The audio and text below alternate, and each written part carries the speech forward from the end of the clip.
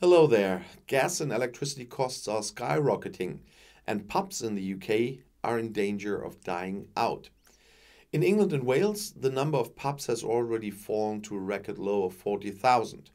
The industry demands price caps from the government, but it is busy with itself.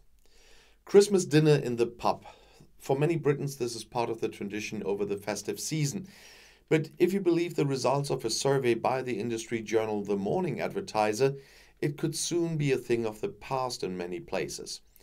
Because of the sharp rise in electricity and gas prices, more than 70% of the rustic pubs are threatened with closure this winter. Around two-thirds of the landlords surveyed stated that they could not absorb the costs.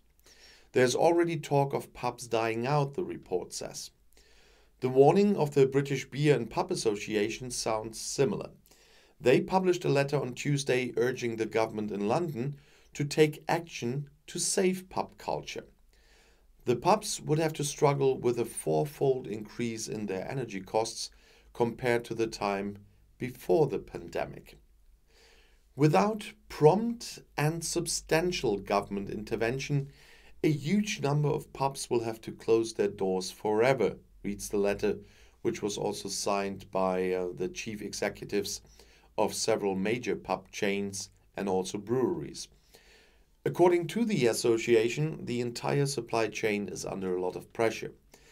Among other things, a producer of carbon dioxide, which is important for beer production, has announced that it is going out of business.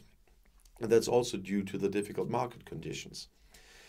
Unlike households, there is no price cap on electricity and gas for businesses in the UK.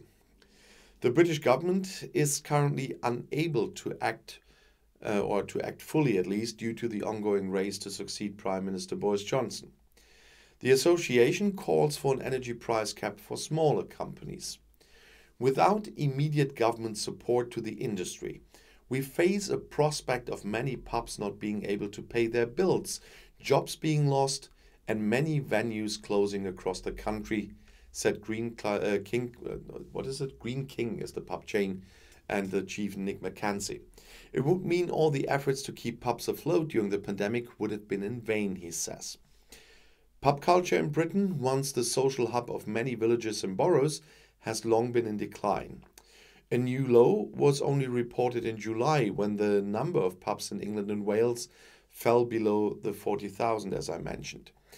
Unlike the corner pub in Germany, British pubs are a place where whole families often get together. Many offer programs such as bingo, quiz or karaoke evenings, and also booked for family celebrations.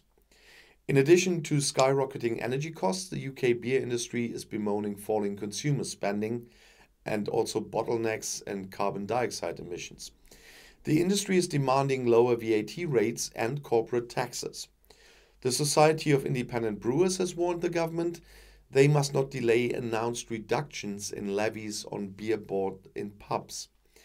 In addition to the consequences of the closures during the pandemic and inflation, the bars are also suffering from a change in habits.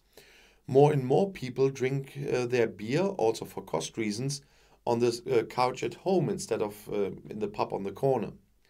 Pubs are an important part of our heritage and communities, and the loss will be huge, both in terms of jobs, tax revenue, but also the social impact, warned the Morning Advertiser's editor-in-chief Ed Beddington. He accused the government of either overlooking or ignoring the crisis.